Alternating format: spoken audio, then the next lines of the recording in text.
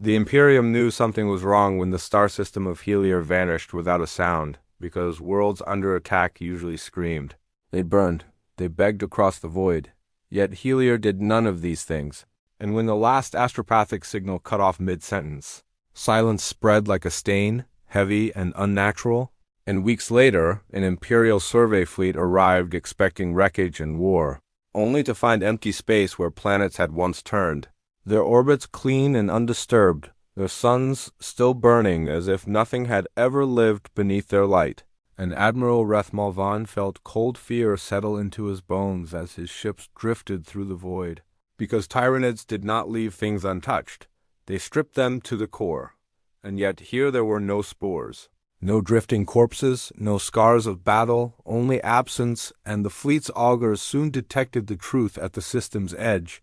A vast organic shape hanging in space like a living continent, its surface pulsing slowly, not advancing, not retreating, simply existing.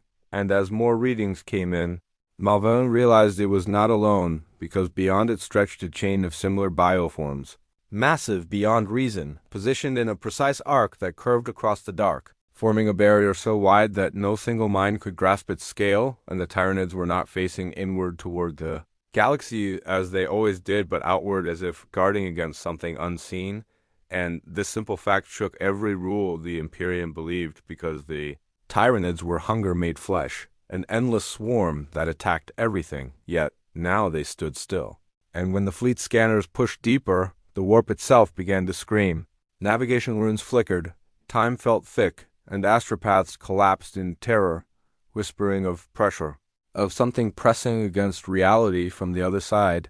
And Malvan ordered silence on all channels, knowing panic would spread faster than truth. But rumors moved through the crew anyway, because men could feel it in their dreams, a distant weight, a sense of being watched from beyond the stars. And as the fleet attempted to move closer to the living wall, the Tyranid bioforms reacted not with violence but with alignment, shifting slowly, locking into place like parts of a great machine, their psychic fields overlapping and strengthening until the warp around them grew calm and flat, like a storm held back by an unseen dam. And tech priests aboard the flagship began to argue in hushed, fearful tones, because their instruments showed the Tyranids were not preparing an invasion pattern. They were forming a containment grid, a structure designed not to enter the galaxy, but to prevent something else from doing so. And Malvana remembered ancient forbidden texts that spoke of things older than chaos predators of entire realities dismissed as myth because no mind could accept such horror.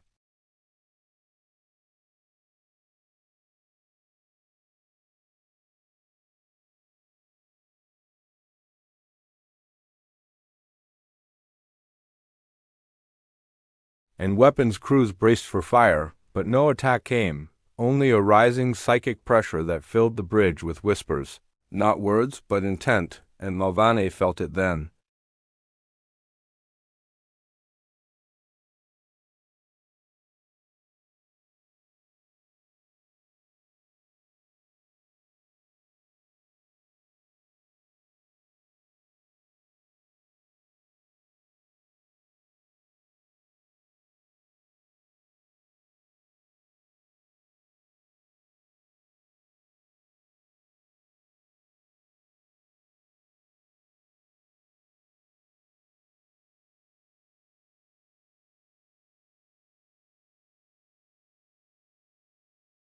And Malvain knew this moment would never be recorded in full, because the Imperium could not accept a truth that shattered its understanding of the universe. Yet the silence of Helier was proof enough, a warning written in empty space, and as the fleet withdrew, careful not to disturb the barrier, Malvan stared into the darkness beyond the Tyranids and wondered how long the lock would hold. Because for the first time in his long service, he understood that humanity was not the strongest force in the galaxy, not the most dangerous, and not the final defense, but merely something small and fragile standing behind a wall built by monsters who had chosen, for reasons beyond human understanding, to stand their ground rather than flee. And far beyond that wall, something vast and patient pressed against the edge of existence, waiting for the moment when the lock would finally break.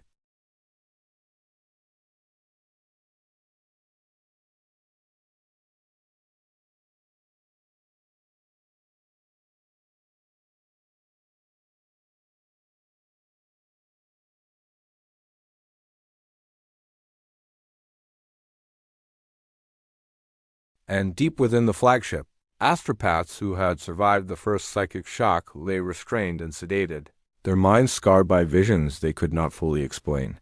Yet fragments slipped through and broken, whispers about vast shadows moving between dead stars and a pressure so immense it bent thought itself.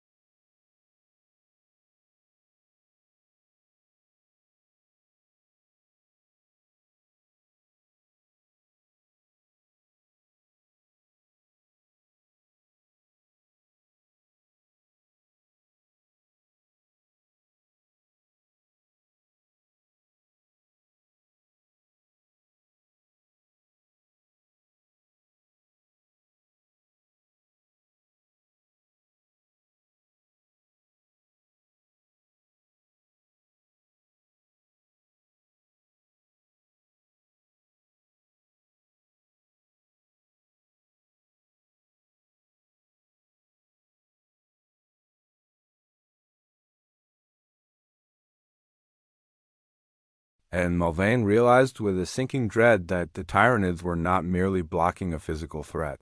They were reinforcing the fabric of existence, holding back something that attacked the galaxy on a level no weapon could reach. And as this understanding spread through the command staff, fear turned into something stranger, a reluctant awe.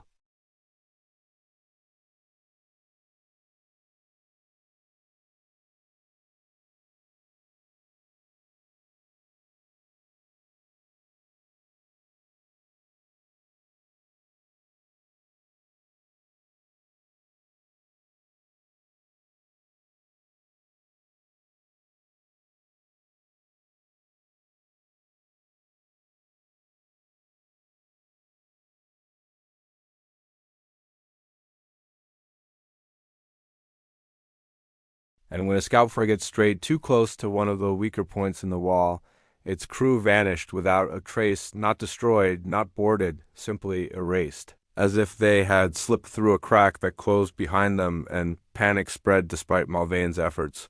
Because the message was clear, the wall was not meant to be crossed from either side.